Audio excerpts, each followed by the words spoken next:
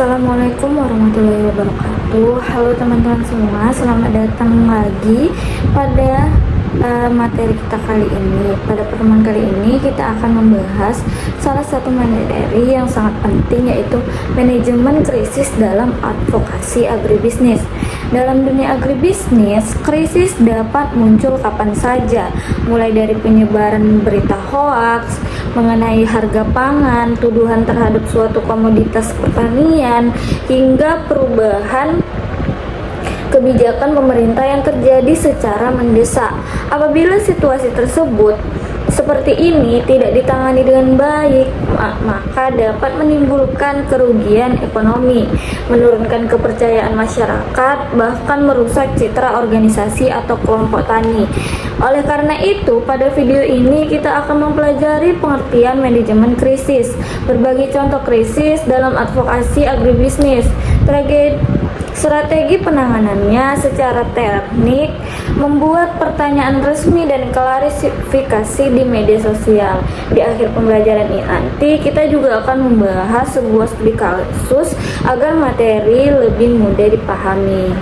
Mari kita mulai dari pengertiannya. Manajemen krisis merupakan serangkaian proses dan tindakan yang telah direncanakan untuk mempersiapkan, merespon, dan memulihkan keadaan ketika terjadi sesuatu peristiwa yang dapat mengganggu tujuan advokasi, merusak kredibilitas organisasi, maupun menimbulkan kerugian bagi kelompok yang diwakili. Tujuan utama manajemen krisis bukan hanya mengurangi dampak negatif, tetapi juga mengubah krisis menjadi peluang untuk meningkatkan kepercayaan publik. Artinya, organisasi yang mampu mengelola krisis dengan baik justru dapat memperoleh citra positif karena dianggap bertanggung jawab, transparan, dan mampu menyelesaikan masalah secara profesional. Dalam advokasi agribisnis, kemampuan ini menjadi sangat penting karena sektor pertanian sangat erat kaitannya dengan kepentingan masyarakat, pemerintah, pelaku usaha, dan juga konsumen. Nah, sekarang mari kita lihat beberapa contoh krisis yang terjadi. Contoh pertama adalah berita hoaks mengenai harga pangan. Misalnya, beredar informasi palsu bahwa harga beras akan naik sangat tinggi, sehingga masyarakat berbondong-bondong membeli beras dalam jumlah besar. Akibatnya terjadi kepanikan, stok berkurang, harga benar-benar meningkat, dan pemerintah mungkin mengeluarkan kebijakan yang justru merugikan petani. Padahal informasi tersebut belum tentu benar. Nah, contoh kedua adalah larangan ekspor atau impor secara mendadak. Misalnya, pemerintah tiba-tiba melarang ekspor minyak sawit atau komoditas pertanian tertentu. Keputusan seperti ini dapat menyebabkan kerugian besar bagi eksportir, petani, maupun perusahaan agribisnis karena rantai pasok terganggu. Nah, contoh ketiga adalah pencemaran nama baik satu komoditas pertanian. Sebagai contoh, muncul tuduhan bahwa suatu komoditas berbahaya bagi kesehatan atau merusak lingkungan tanpa didukung bukti ilmiah yang kuat. Jika informasi tersebut menyebar luas, maka permintaan pasar dapat menurun drastis. Contoh keempat adalah kegagalan program pertanian berskala besar. Misalnya, sebuah program pemerintah yang diharapkan mampu meningkatkan produksi pangan ternyata mengalami kegagalan sehingga menimbulkan kerugian ekonomi maupun lingkungan. Hal ini dapat menurunkan kepercayaan masyarakat terhadap pihak-pihak yang mengadvokasi program tersebut. Contoh terakhir adalah serangan personal kepada tokoh advokasi. Tokoh yang aktif memperjuangkan kepentingan petani dapat menjadi sasaran fitnah, pencemaran nama baik, ataupun tuduhan yang tidak benar. Apabila tidak segera ditangani, kepercayaan masyarakat terhadap organisasi juga akan ikut menurun. Nah, setelah memahami contoh krisis, sekarang kita akan mempelajari bagaimana cara menghadapinya. Nah, langkah yang pertama adalah membentuk tim krisis. Tim ini biasanya terdiri dari juru bicara, ahli komunikasi, ahli hukum apabila diperlukan, serta perwakilan organisasi. Tim harus memiliki kewenangan untuk mengambil keputusan secara tepat. Dan langkah kedua adalah melakukan pemantauan dan deteksi dini. Organisasi harus selalu memantau media massa dan media sosial. Saat ini banyak organisasi menggunakan teknologi social listening untuk mengetahui apakah terdapat isu negatif yang mulai berkembang. Semakin cepat isu diketahui, semakin mudah pula penanganannya. Langkah ketiga adalah melakukan analisis. Beberapa pertanyaan yang perlu dijawab antara lain, apa penyebab krisis, siapa yang terkena dampaknya, apa fakta sebenarnya, dan siapa penyebar informasi tersebut. Nah, analisis ini penting agar organisasi tidak salah mengambil keputusan. Langkah keempat adalah menyusun pesan utama. Pesan harus singkat, jelas, akurat, konsisten, serta berdasarkan fakta.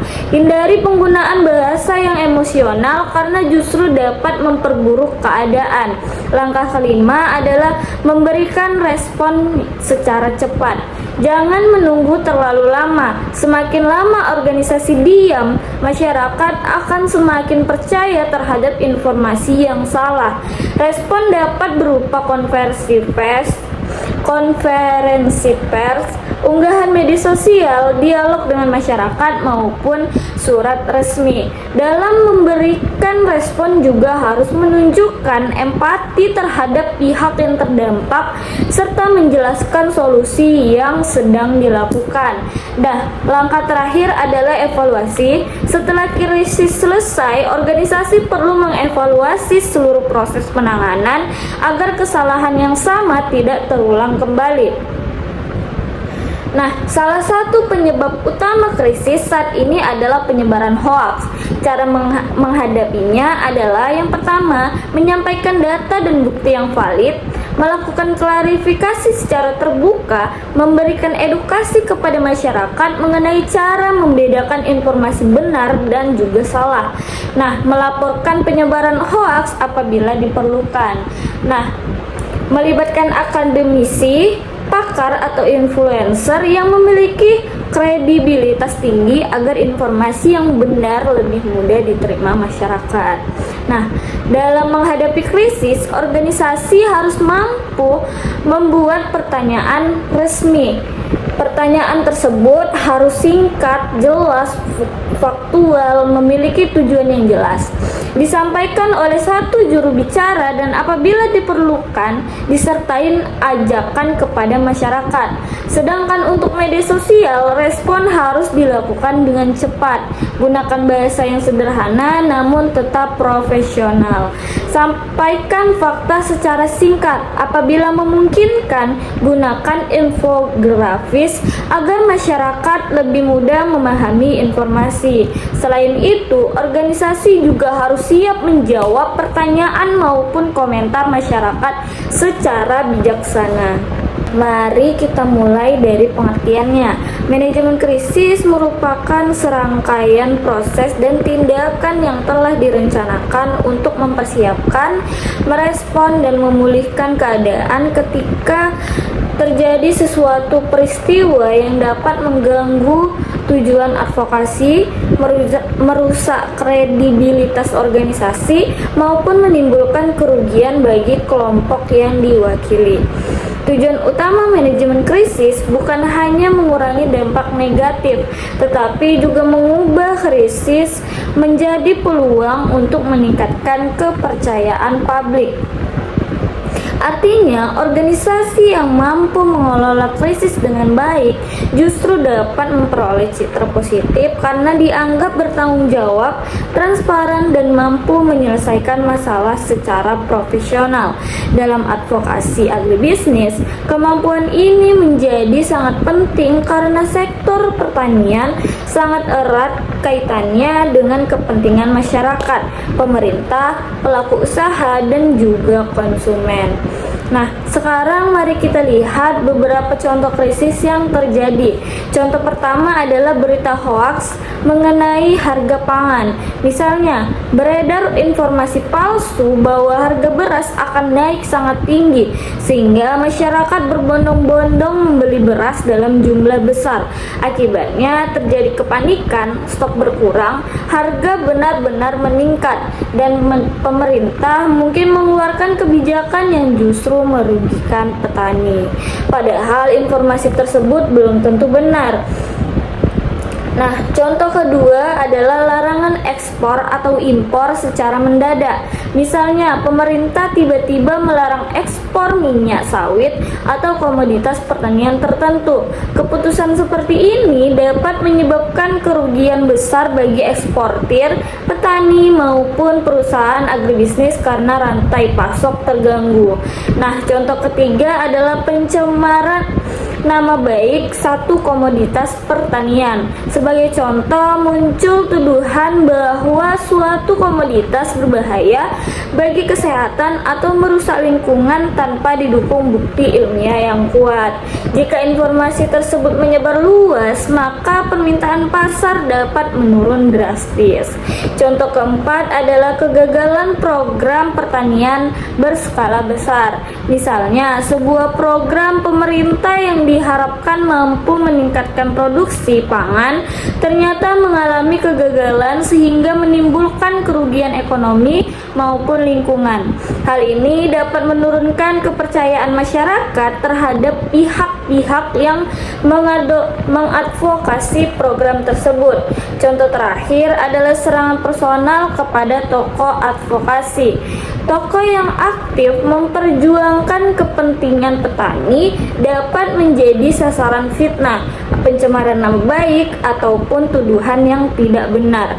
Apabila tidak segera ditangani, kepercayaan masyarakat terhadap organisasi juga akan ikut menurun.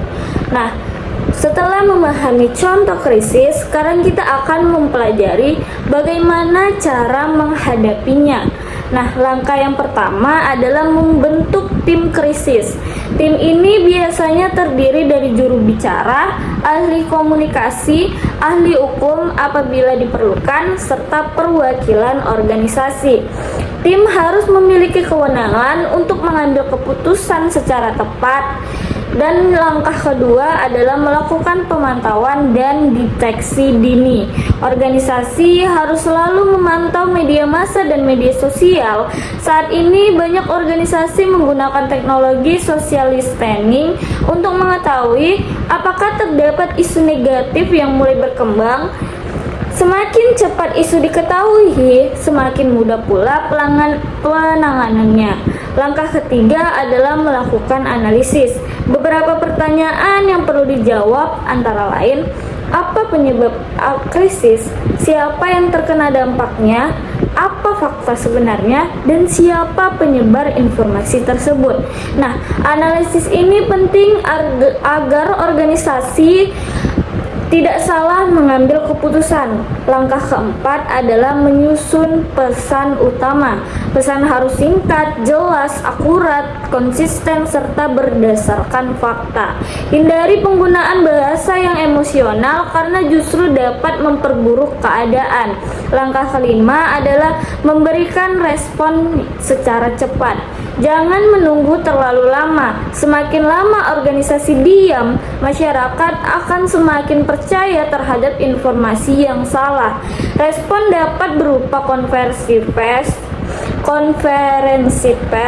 unggahan media sosial, dialog dengan masyarakat, maupun surat resmi. Dalam memberikan respon juga harus menunjukkan empati terhadap pihak yang terdampak serta menjelaskan solusi yang sedang dilakukan. Nah, langkah terakhir adalah evaluasi. Setelah krisis selesai, organisasi perlu mengevaluasi seluruh proses penanganan agar kesalahan yang sama tidak terulang kembali. Nah, salah satu penyebab utama krisis saat ini adalah penyebaran hoaks. Cara menghadapinya adalah yang pertama, menyampaikan data dan bukti yang valid, melakukan klarifikasi secara terbuka, memberikan edukasi kepada masyarakat mengenai cara membedakan informasi benar dan juga salah. Nah, melaporkan penyebaran hoaks apabila diperlukan. Nah, melibatkan akademisi, pakar atau influencer yang memiliki kredibilitas tinggi agar informasi yang benar lebih mudah diterima masyarakat. Nah, dalam menghadapi krisis, organisasi harus mampu membuat pertanyaan resmi. Pertanyaan tersebut harus singkat, jelas, faktual, memiliki tujuan yang jelas, disampaikan oleh satu juru bicara, dan apabila diperlukan disertai ajakan kepada masyarakat. Sedangkan untuk media sosial, respon harus dilakukan dengan cepat. Gunakan bahasa yang sederhana namun tetap profesional. Sampaikan fakta secara singkat. Apabila memungkinkan, gunakan infografis agar masyarakat lebih mudah memahami informasi. Selain itu, organisasi juga harus siap menjawab pertanyaan maupun komentar masyarakat secara bijaksana. Mari kita mulai dari pengertiannya.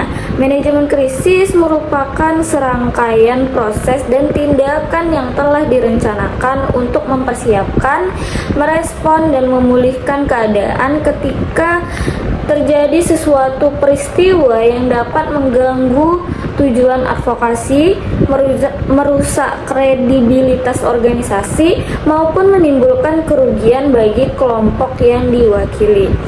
Tujuan utama manajemen krisis bukan hanya mengurangi dampak negatif, tetapi juga mengubah krisis menjadi peluang untuk meningkatkan kepercayaan publik.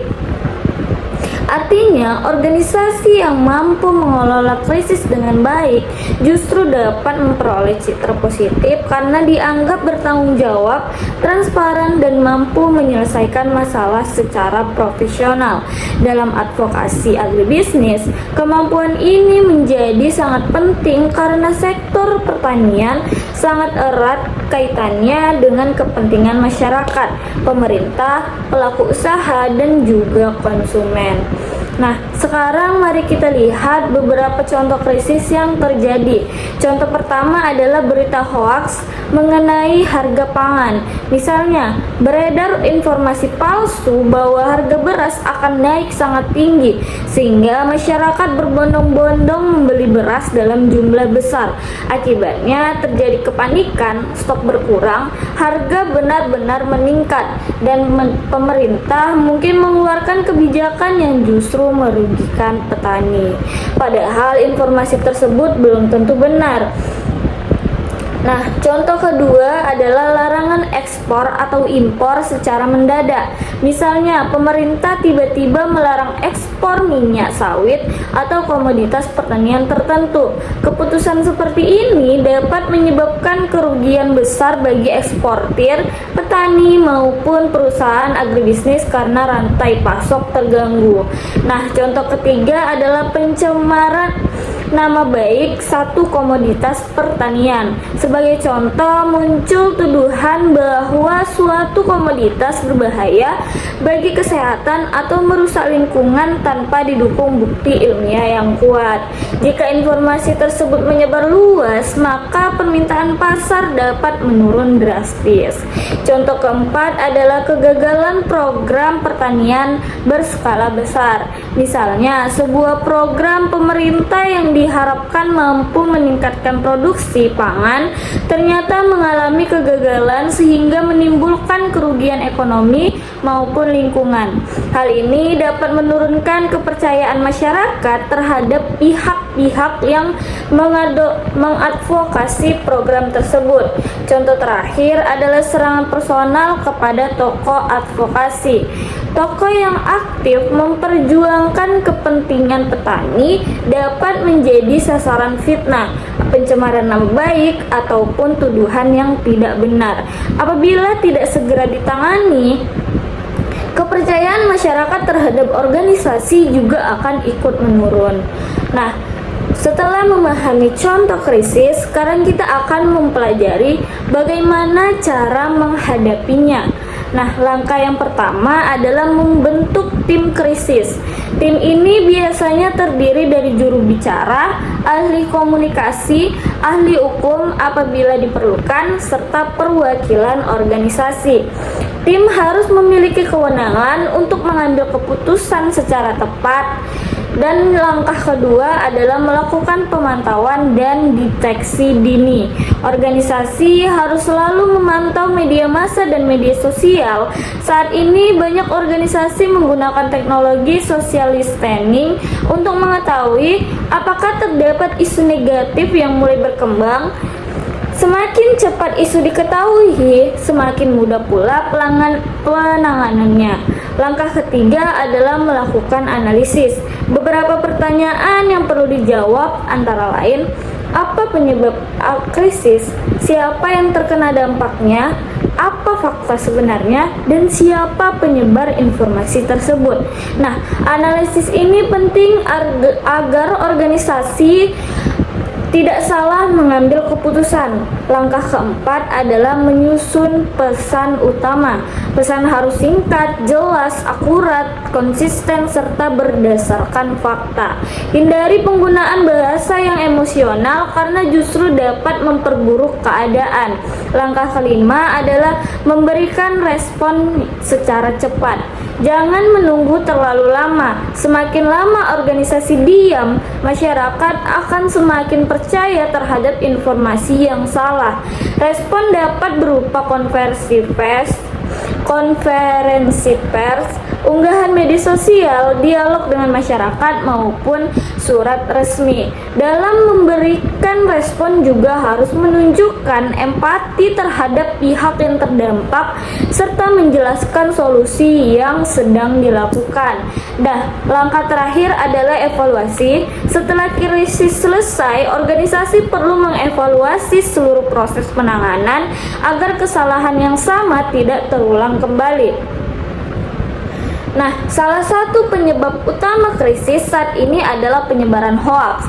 Cara menghadapinya adalah yang pertama, menyampaikan data dan bukti yang valid, melakukan klarifikasi secara terbuka, memberikan edukasi kepada masyarakat mengenai cara membedakan informasi benar dan juga salah.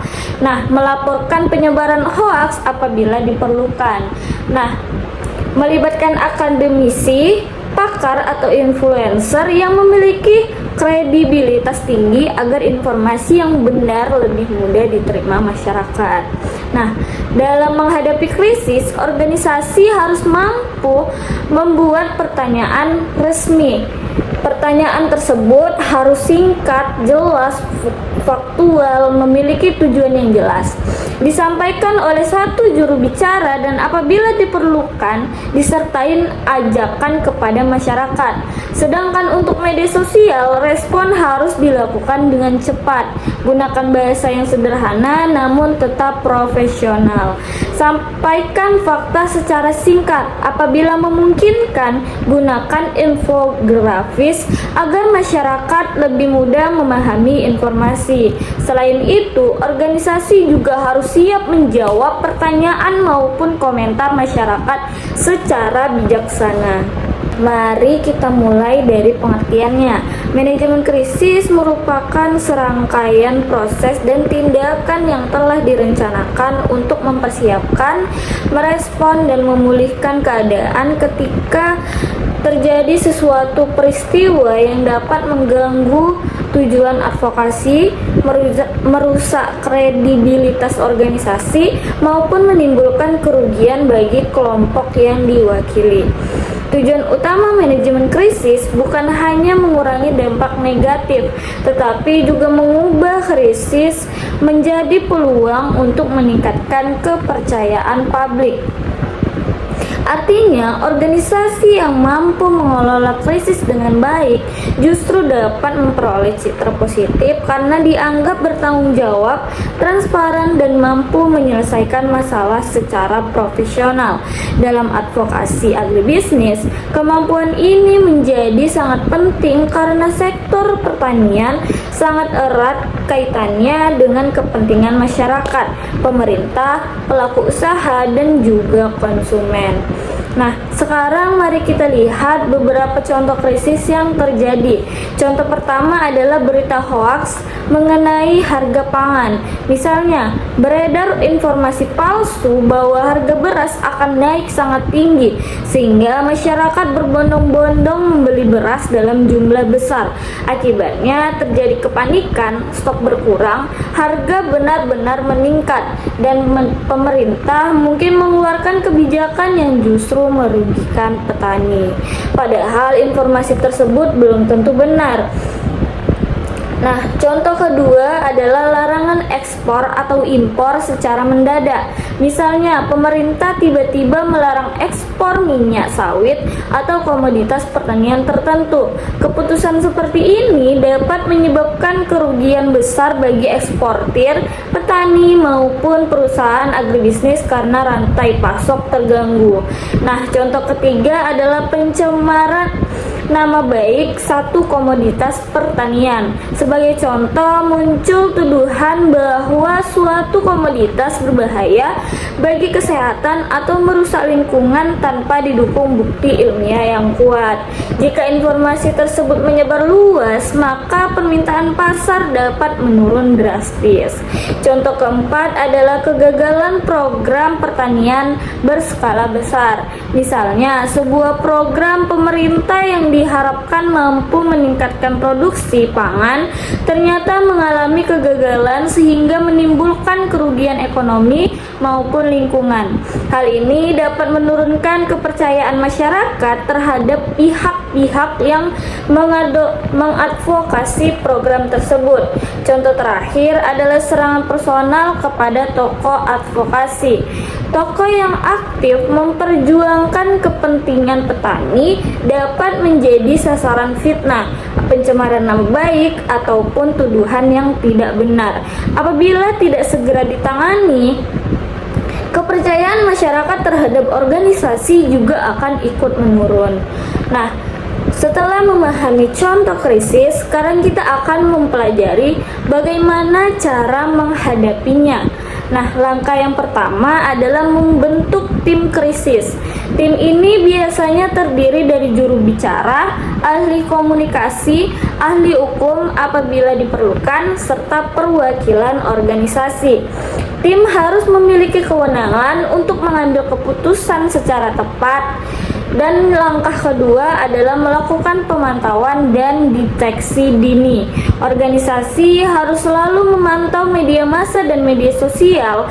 Saat ini banyak organisasi menggunakan teknologi social listening untuk mengetahui apakah terdapat isu negatif yang mulai berkembang. Semakin cepat isu diketahui, semakin mudah pula penanganannya. Langkah ketiga adalah melakukan analisis. Beberapa pertanyaan yang perlu dijawab antara lain, apa penyebab krisis, siapa yang terkena dampaknya, apa fakta sebenarnya, dan siapa penyebar informasi tersebut.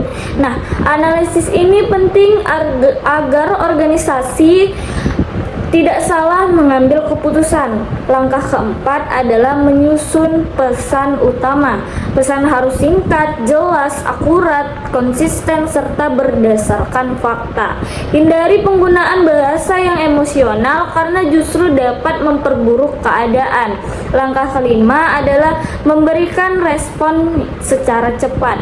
Jangan menunggu terlalu lama. Semakin lama organisasi diam, masyarakat akan semakin percaya terhadap informasi yang salah. Respon dapat berupa konferensi pers, unggahan media sosial, dialog dengan masyarakat, maupun surat resmi. Dalam memberikan respon juga harus menunjukkan empati terhadap pihak yang terdampak serta menjelaskan solusi yang sedang dilakukan. Nah, langkah terakhir adalah evaluasi. Setelah krisis selesai, organisasi perlu mengevaluasi seluruh proses penanganan agar kesalahan yang sama tidak terulang kembali. Nah, salah satu penyebab utama krisis saat ini adalah penyebaran hoaks. Cara menghadapinya adalah yang pertama, menyampaikan data dan bukti yang valid, melakukan klarifikasi secara terbuka, memberikan edukasi kepada masyarakat mengenai cara membedakan informasi benar dan juga salah. Nah, melaporkan penyebaran hoaks apabila diperlukan. Nah, melibatkan akademisi, pakar atau influencer yang memiliki kredibilitas tinggi agar informasi yang benar lebih mudah diterima masyarakat. Nah, dalam menghadapi krisis, organisasi harus mampu membuat pertanyaan resmi. Pertanyaan tersebut harus singkat, jelas, faktual, memiliki tujuan yang jelas. Disampaikan oleh satu juru bicara dan apabila diperlukan disertai ajakan kepada masyarakat. Sedangkan untuk media sosial, respon harus dilakukan dengan cepat. Gunakan bahasa yang sederhana namun tetap profesional. Sampaikan fakta secara singkat. Apabila memungkinkan, gunakan infografis agar masyarakat lebih mudah memahami informasi. Selain itu, organisasi juga harus siap menjawab pertanyaan maupun komentar masyarakat secara bijaksana. Sekarang kita masuk pada studi kasus. Bayangkan Anda adalah anggota tim advokasi sebuah asosiasi petani cabai. Suatu pagi beredar informasi di media sosial bahwa cabai dari daerah Anda mengandung zat berbahaya sehingga tidak layak dikonsumsi. Informasi tersebut langsung menjadi viral. Banyak pedagang menghentikan pembeliannya. Harga cabai turun drastis, petani mengalami kerugian. Media mulai memberitakan isu tersebut. Sebagai tim advokasi, apa yang harus dilakukan? Nah, langkah yang pertama tentu jangan panik. Segera bentuk tim krisis yang terdiri dari ketua asosiasi, ahli komunikasi, serta pihak yang memahami kondisi lapangan. Langkah kedua adalah mencari fakta. Apakah benar terdapat zat berbahaya? Apakah sudah ada hasil laboratoriumnya? Apakah informasi berasal dari sumber yang resmi? Nah, jangan langsung membantah sebelum data yang kita temukan itu valid. Langkah ketiga adalah menyusun pesan resmi. Misalnya, kami sedang melakukan pengecekan bersama dinas terkait. Kami mengimbau masyarakat agar tidak mudah mempercayai informasi yang belum terverifikasi. Hasil pemeriksaan akan kami sampaikan secara terbuka. Nah, langkah keempat adalah bekerja sama dengan Dinas Pertanian, laboratorium, akademisi, serta media terpercaya. Apabila hasil laboratorium menunjukkan bahwa cabai aman dikonsumsi, maka hasil tersebut harus segera dipublikasikan. Selanjutnya, buat infografis sederhana mengenai hasil uji laboratorium. Sebarkan melalui media sosial, minta tokoh masyarakat, dosen penyuluhan pertanian, dan media lokal membantu menyebarkan informasi tersebut. Kemudian lakukan evaluasi, mengapa isu tersebut dapat berkembang, apakah organisasi terlambat merespon, apakah masyarakat kurang mendapatkan edukasi.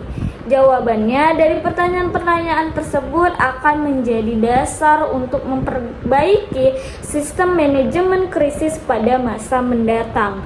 Nah, dari studi kasus ini kita dapat belajar bahwa dalam menghadapi krisis yang paling penting bukan hanya membantah informasi yang salah, tetapi memastikan bahwa setiap tindakan dilakukan berdasarkan fakta, komunikasi yang baik, dan koordinasi dengan berbagai pihak. Sekarang kita masuk pada studi kasus. Bayangkan Anda adalah anggota tim advokasi sebuah asosiasi petani cabai. Suatu pagi beredar informasi di media sosial bahwa cabai dari daerah Anda mengandung zat berbahaya sehingga tidak layak dikonsumsi. Informasi tersebut langsung menjadi viral. Banyak pedagang menghentikan pembeliannya. Harga cabai turun drastis, petani mengalami kerugian. Media mulai memberitakan isu tersebut. Sebagai tim advokasi, apa yang harus dilakukan? Nah, langkah yang pertama tentu jangan panik. Segera bentuk tim krisis yang terdiri dari ketua asosiasi, ahli komunikasi, serta pihak yang memahami kondisi lapangan. Langkah kedua adalah mencari fakta. Apakah benar terdapat zat berbahaya? Apakah sudah ada hasil laboratoriumnya? Apakah informasi berasal dari sumber yang resmi? Nah, jangan langsung membantah sebelum data yang kita temukan itu valid. Langkah ketiga adalah menyusun pesan resmi. Misalnya, kami sedang melakukan pengecekan bersama dinas terkait. Kami mengimbau masyarakat agar tidak mudah mempercayai informasi yang belum terverifikasi. Hasil pemeriksaan akan kami sampaikan secara terbuka. Nah, langkah keempat adalah bekerja sama dengan Dinas Pertanian, laboratorium, akademisi, serta media terpercaya. Apabila hasil laboratorium menunjukkan bahwa cabai aman dikonsumsi, maka hasil tersebut harus segera dipublikasikan. Selanjutnya, buat infografis sederhana mengenai hasil uji laboratorium. Sebarkan melalui media sosial, minta tokoh masyarakat, dosen penyuluhan pertanian, dan media lokal membantu menyebarkan informasi tersebut. Kemudian lakukan evaluasi, mengapa isu tersebut dapat berkembang, apakah organisasi terlambat merespon, apakah masyarakat kurang mendapatkan edukasi. Jawabannya dari pertanyaan-pertanyaan tersebut akan menjadi dasar untuk memperbaiki sistem manajemen krisis pada masa mendatang. Nah, dari studi kasus ini kita dapat belajar bahwa dalam menghadapi krisis yang paling penting bukan hanya membantah informasi yang salah, tetapi memastikan bahwa setiap tindakan dilakukan berdasarkan fakta, komunikasi yang baik, dan koordinasi dengan berbagai pihak. Sekarang kita masuk pada studi kasus. Bayangkan Anda adalah anggota tim advokasi sebuah asosiasi petani cabai. Suatu pagi beredar informasi di media sosial bahwa cabai dari daerah Anda mengandung zat berbahaya sehingga tidak layak dikonsumsi. Informasi tersebut langsung menjadi viral. Banyak pedagang menghentikan pembeliannya. Harga cabai turun drastis, petani mengalami kerugian. Media mulai memberitakan isu tersebut. Sebagai tim advokasi, apa yang harus dilakukan? Nah, langkah yang pertama tentu jangan panik. Segera bentuk tim krisis yang terdiri dari ketua asosiasi, ahli komunikasi, serta pihak yang memahami kondisi lapangan. Langkah kedua adalah mencari fakta. Apakah benar terdapat zat berbahaya? Apakah sudah ada hasil laboratoriumnya? Apakah informasi berasal dari sumber yang resmi?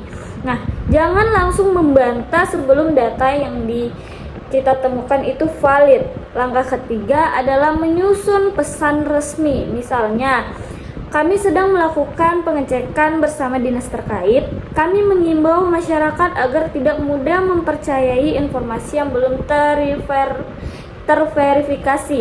Hasil pemeriksaan akan kami sampaikan secara terbuka.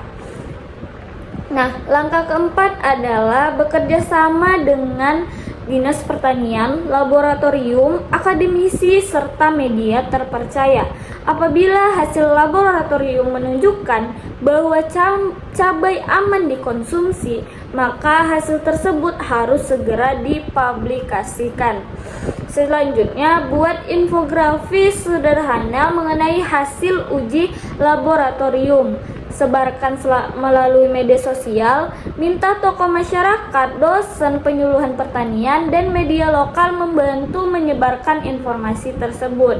Kemudian lakukan evaluasi, mengapa isu tersebut dapat berkembang, apakah organisasi terlambat merespon, apakah masyarakat kurang mendapatkan edukasi. Jawabannya dari pertanyaan-pertanyaan tersebut akan menjadi dasar untuk memperbaiki sistem manajemen krisis pada masa mendatang.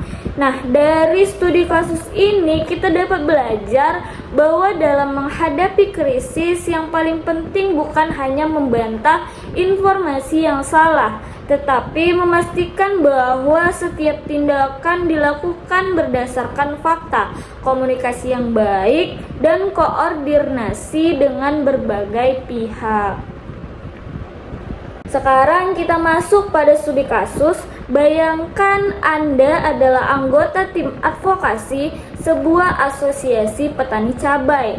Suatu pagi beredar informasi di media sosial bahwa cabai dari daerah Anda mengandung zat berbahaya sehingga tidak layak dikonsumsi. Informasi tersebut langsung menjadi viral.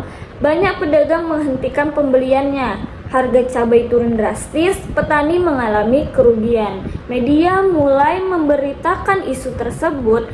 Sebagai tim advokasi, apa yang harus dilakukan? Nah, langkah yang pertama tentu jangan panik. Segera bentuk tim krisis yang terdiri dari ketua asosiasi, ahli komunikasi, serta pihak yang memahami kondisi lapangan. Langkah kedua adalah mencari fakta.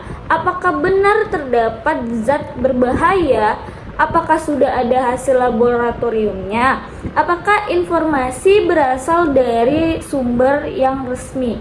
Nah, jangan langsung membantah sebelum data yang kita temukan itu valid. Langkah ketiga adalah menyusun pesan resmi. Misalnya, kami sedang melakukan pengecekan bersama dinas terkait. Kami mengimbau masyarakat agar tidak mudah mempercayai informasi yang belum terverifikasi. Hasil pemeriksaan akan kami sampaikan secara terbuka. Nah, langkah keempat adalah bekerja sama dengan Dinas Pertanian, laboratorium, akademisi, serta media terpercaya. Apabila hasil laboratorium menunjukkan bahwa cabai aman dikonsumsi, maka hasil tersebut harus segera dipublikasikan. Selanjutnya, buat infografis sederhana mengenai hasil uji laboratorium.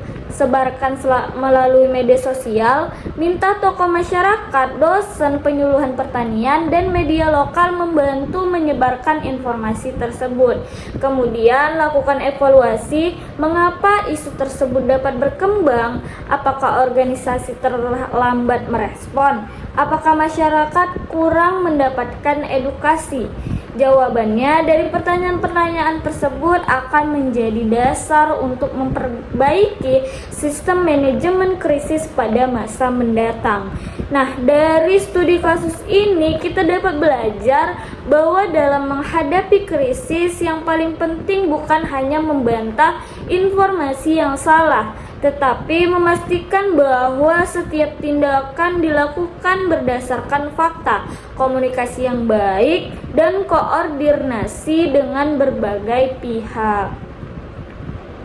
Sekarang kita masuk pada studi kasus. Bayangkan Anda adalah anggota tim advokasi sebuah asosiasi petani cabai. Suatu pagi beredar informasi di media sosial bahwa cabai dari daerah Anda mengandung zat berbahaya sehingga tidak layak dikonsumsi. Informasi tersebut langsung menjadi viral. Banyak pedagang menghentikan pembeliannya. Harga cabai turun drastis, petani mengalami kerugian. Media mulai memberitakan isu tersebut. Sebagai tim advokasi, apa yang harus dilakukan? Nah, langkah yang pertama tentu jangan panik. Segera bentuk tim krisis yang terdiri dari ketua asosiasi, ahli komunikasi, serta pihak yang memahami kondisi lapangan. Langkah kedua adalah mencari fakta. Apakah benar terdapat zat berbahaya? Apakah sudah ada hasil laboratoriumnya? Apakah informasi berasal dari sumber yang resmi? Nah, jangan langsung membantah sebelum data yang kita temukan itu valid. Langkah ketiga adalah menyusun pesan resmi. Misalnya, Kami sedang melakukan pengecekan bersama dinas terkait. Kami mengimbau masyarakat agar tidak mudah mempercayai informasi yang belum terverifikasi. Hasil pemeriksaan akan kami sampaikan secara terbuka. Nah, langkah keempat adalah bekerja sama dengan Dinas Pertanian, laboratorium, akademisi, serta media terpercaya. Apabila hasil laboratorium menunjukkan bahwa cabai aman dikonsumsi, maka hasil tersebut harus segera dipublikasikan. Selanjutnya, buat infografis sederhana mengenai hasil uji laboratorium. Sebarkan melalui media sosial, minta tokoh masyarakat, dosen penyuluhan pertanian, dan media lokal membantu menyebarkan informasi tersebut. Kemudian lakukan evaluasi mengapa isu tersebut dapat berkembang, apakah organisasi terlambat merespon, apakah masyarakat kurang mendapatkan edukasi. Jawabannya dari pertanyaan-pertanyaan tersebut akan menjadi dasar untuk memperbaiki sistem manajemen krisis pada masa mendatang. Nah, dari studi kasus ini kita dapat belajar bahwa dalam menghadapi krisis yang paling penting bukan hanya membantah informasi yang salah, tetapi memastikan bahwa setiap tindakan dilakukan berdasarkan fakta, komunikasi yang baik, dan koordinasi dengan berbagai pihak. Sekarang kita masuk pada studi kasus. Bayangkan Anda adalah anggota tim advokasi sebuah asosiasi petani cabai. Suatu pagi beredar informasi di media sosial bahwa cabai dari daerah Anda mengandung zat berbahaya sehingga tidak layak dikonsumsi. Informasi tersebut langsung menjadi viral. Banyak pedagang menghentikan pembeliannya. Harga cabai turun drastis, petani mengalami kerugian. Media mulai memberitakan isu tersebut. Sebagai tim advokasi, apa yang harus dilakukan? Nah, langkah yang pertama tentu jangan panik. Segera bentuk tim krisis yang terdiri dari ketua asosiasi, ahli komunikasi, serta pihak yang memahami kondisi lapangan. Langkah kedua adalah mencari fakta. Apakah benar terdapat zat berbahaya? Apakah sudah ada hasil laboratoriumnya? Apakah informasi berasal dari sumber yang resmi? Nah, jangan langsung membantah sebelum data yang kita temukan itu valid. Langkah ketiga adalah menyusun pesan resmi. Misalnya, kami sedang melakukan pengecekan bersama dinas terkait. Kami mengimbau masyarakat agar tidak mudah mempercayai informasi yang belum terverifikasi. Hasil pemeriksaan akan kami sampaikan secara terbuka. Nah, langkah keempat adalah bekerja sama dengan Dinas Pertanian, laboratorium, akademisi, serta media terpercaya. Apabila hasil laboratorium menunjukkan bahwa cabai aman dikonsumsi, maka hasil tersebut harus segera dipublikasikan. Selanjutnya, buat infografis sederhana mengenai hasil uji laboratorium. Sebarkan melalui media sosial, minta tokoh masyarakat, dosen penyuluhan pertanian, dan media lokal membantu menyebarkan informasi tersebut. Kemudian lakukan evaluasi mengapa isu tersebut dapat berkembang, apakah organisasi terlambat merespon, apakah masyarakat kurang mendapatkan edukasi. Jawabannya dari pertanyaan-pertanyaan tersebut akan menjadi dasar untuk memperbaiki sistem manajemen krisis pada masa mendatang. Nah, dari studi kasus ini kita dapat belajar bahwa dalam menghadapi krisis yang paling penting bukan hanya membantah informasi yang salah, tetapi memastikan bahwa setiap tindakan dilakukan berdasarkan fakta, komunikasi yang baik, dan koordinasi dengan berbagai pihak. Sekarang kita masuk pada studi kasus. Bayangkan Anda adalah anggota tim advokasi sebuah asosiasi petani cabai. Suatu pagi beredar informasi di media sosial bahwa cabai dari daerah Anda mengandung zat berbahaya sehingga tidak layak dikonsumsi. Informasi tersebut langsung menjadi viral. Banyak pedagang menghentikan pembeliannya. Harga cabai turun drastis, petani mengalami kerugian. Media mulai memberitakan isu tersebut. Sebagai tim advokasi, apa yang harus dilakukan? Nah, langkah yang pertama tentu jangan panik. Segera bentuk tim krisis yang terdiri dari ketua asosiasi, ahli komunikasi, serta pihak yang memahami kondisi lapangan. Langkah kedua adalah mencari fakta. Apakah benar terdapat zat berbahaya? Apakah sudah ada hasil laboratoriumnya? Apakah informasi berasal dari sumber yang resmi? Nah, jangan langsung membantah sebelum data yang kita temukan itu valid. Langkah ketiga adalah menyusun pesan resmi. Misalnya, kami sedang melakukan pengecekan bersama dinas terkait. Kami mengimbau masyarakat agar tidak mudah mempercayai informasi yang belum terverifikasi. Hasil pemeriksaan akan kami sampaikan secara terbuka. Nah, langkah keempat adalah bekerja sama dengan Dinas Pertanian, laboratorium, akademisi, serta media terpercaya. Apabila hasil laboratorium menunjukkan bahwa cabai aman dikonsumsi, maka hasil tersebut harus segera dipublikasikan. Selanjutnya, buat infografis sederhana mengenai hasil uji laboratorium. Sebarkan melalui media sosial, minta tokoh masyarakat, dosen penyuluhan pertanian, dan media lokal membantu menyebarkan informasi tersebut. Kemudian lakukan evaluasi, mengapa isu tersebut dapat berkembang, apakah organisasi terlambat merespon, apakah masyarakat kurang mendapatkan edukasi. Jawabannya dari pertanyaan-pertanyaan tersebut akan menjadi dasar untuk memperbaiki sistem manajemen krisis pada masa mendatang. Nah, dari studi kasus ini kita dapat belajar bahwa dalam menghadapi krisis yang paling penting bukan hanya membantah informasi yang salah, tetapi memastikan bahwa setiap tindakan dilakukan berdasarkan fakta, komunikasi yang baik, dan koordinasi dengan berbagai pihak. Sekarang kita masuk pada studi kasus. Bayangkan Anda adalah anggota tim advokasi sebuah asosiasi petani cabai. Suatu pagi beredar informasi di media sosial bahwa cabai dari daerah Anda mengandung zat berbahaya sehingga tidak layak dikonsumsi. Informasi tersebut langsung menjadi viral.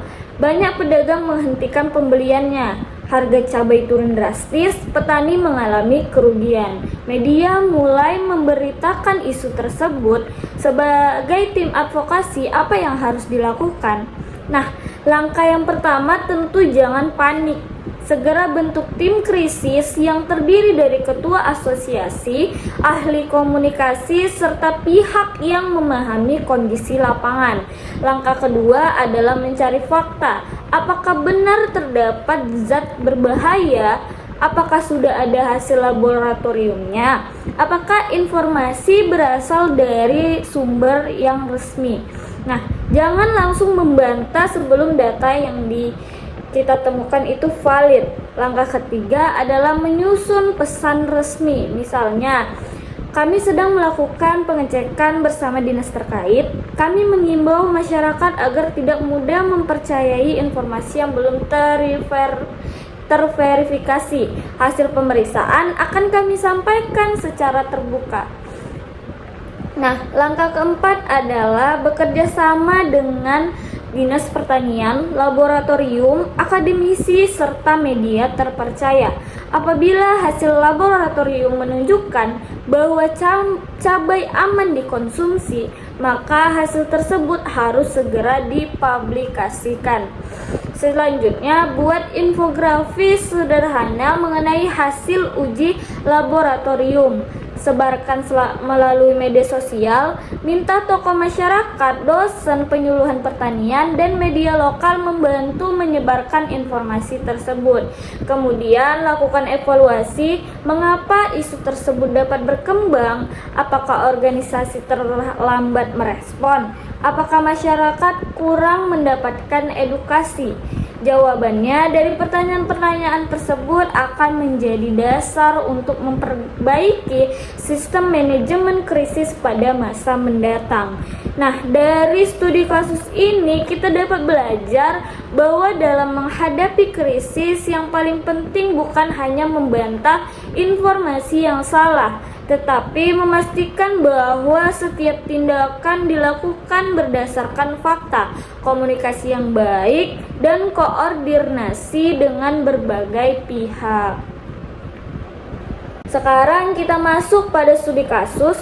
Bayangkan Anda adalah anggota tim advokasi sebuah asosiasi petani cabai. Suatu pagi beredar informasi di media sosial bahwa cabai dari daerah Anda mengandung zat berbahaya sehingga tidak layak dikonsumsi. Informasi tersebut langsung menjadi viral. Banyak pedagang menghentikan pembeliannya. Harga cabai turun drastis, petani mengalami kerugian. Media mulai memberitakan isu tersebut. Sebagai tim advokasi, apa yang harus dilakukan? Nah, langkah yang pertama tentu jangan panik. Segera bentuk tim krisis yang terdiri dari ketua asosiasi, ahli komunikasi, serta pihak yang memahami kondisi lapangan. Langkah kedua adalah mencari fakta. Apakah benar terdapat zat berbahaya? Apakah sudah ada hasil laboratoriumnya? Apakah informasi berasal dari sumber yang resmi? Nah, jangan langsung membantah sebelum data yang kita temukan itu valid. Langkah ketiga adalah menyusun pesan resmi. Misalnya, kami sedang melakukan pengecekan bersama dinas terkait. Kami mengimbau masyarakat agar tidak mudah mempercayai informasi yang belum terverifikasi. Hasil pemeriksaan akan kami sampaikan secara terbuka. Nah, langkah keempat adalah bekerja sama dengan dinas pertanian, laboratorium, akademisi, serta media terpercaya. Apabila hasil laboratorium menunjukkan bahwa cabai aman dikonsumsi, maka hasil tersebut harus segera dipublikasikan. Selanjutnya, buat infografis sederhana mengenai hasil uji laboratorium. Sebarkan melalui media sosial, minta tokoh masyarakat, dosen, penyuluhan pertanian, dan media lokal membantu menyebarkan informasi tersebut. Kemudian lakukan evaluasi, mengapa isu tersebut dapat berkembang, apakah organisasi terlambat merespon, apakah masyarakat kurang mendapatkan edukasi. Jawabannya dari pertanyaan-pertanyaan tersebut akan menjadi dasar untuk memperbaiki sistem manajemen krisis pada masa mendatang. Nah, dari studi kasus ini kita dapat belajar bahwa dalam menghadapi krisis yang paling penting bukan hanya membantah informasi yang salah, tetapi memastikan bahwa setiap tindakan dilakukan berdasarkan fakta, komunikasi yang baik, dan koordinasi dengan berbagai pihak. Sekarang kita masuk pada studi kasus. Bayangkan Anda adalah anggota tim advokasi sebuah asosiasi petani cabai. Suatu pagi beredar informasi di media sosial bahwa cabai dari daerah Anda mengandung zat berbahaya sehingga tidak layak dikonsumsi. Informasi tersebut langsung menjadi viral. Banyak pedagang menghentikan pembeliannya. Harga cabai turun drastis, petani mengalami kerugian. Media mulai memberitakan isu tersebut. Sebagai tim advokasi, apa yang harus dilakukan? Nah, langkah yang pertama tentu jangan panik. Segera bentuk tim krisis yang terdiri dari ketua asosiasi, ahli komunikasi, serta pihak yang memahami kondisi lapangan. Langkah kedua adalah mencari fakta. Apakah benar terdapat zat berbahaya? Apakah sudah ada hasil laboratoriumnya? Apakah informasi berasal dari sumber yang resmi? Nah, jangan langsung membantah sebelum data yang kita temukan itu valid. Langkah ketiga adalah menyusun pesan resmi. Misalnya, kami sedang melakukan pengecekan bersama dinas terkait. Kami mengimbau masyarakat agar tidak mudah mempercayai informasi yang belum terverifikasi. Hasil pemeriksaan akan kami sampaikan secara terbuka. Nah, langkah keempat adalah bekerja sama dengan Dinas Pertanian, laboratorium, akademisi, serta media terpercaya. Apabila hasil laboratorium menunjukkan bahwa cabai aman dikonsumsi, maka hasil tersebut harus segera dipublikasikan. Selanjutnya, buat infografis sederhana mengenai hasil uji laboratorium. Sebarkan melalui media sosial, minta tokoh masyarakat, dosen penyuluhan pertanian, dan media lokal membantu menyebarkan informasi tersebut. Kemudian lakukan evaluasi mengapa isu tersebut dapat berkembang, apakah organisasi terlambat merespon, apakah masyarakat kurang mendapatkan edukasi. Jawabannya dari pertanyaan-pertanyaan tersebut akan menjadi dasar untuk memperbaiki sistem manajemen krisis pada masa mendatang. Nah, dari studi kasus ini kita dapat belajar bahwa dalam menghadapi krisis yang paling penting bukan hanya membantah informasi yang salah, tetapi memastikan bahwa setiap tindakan dilakukan berdasarkan fakta, komunikasi yang baik, dan koordinasi dengan berbagai pihak. Dengan demikian, pembahasan mengenai manajemen krisis dalam advokasi agribisnis. Pada pertemuan ini kita telah mempelajari pengertian manajemen krisis, contoh-contoh krisis yang sering terjadi di sektor pertanian, agribisnis, terutama strategi penanganannya, teknik melawan hoaks, cara membuat pernyataan resmi, serta penerapannya melalui studi kasus. Semoga materi ini dapat membantu teman-teman memahami pentingnya komunikasi yang cepat, akurat, dan bertanggung jawab dalam menjaga keberhasilan advokasi agribisnis. Terima kasih atas perhatian Anda. Wassalamualaikum warahmatullahi wabarakatuh.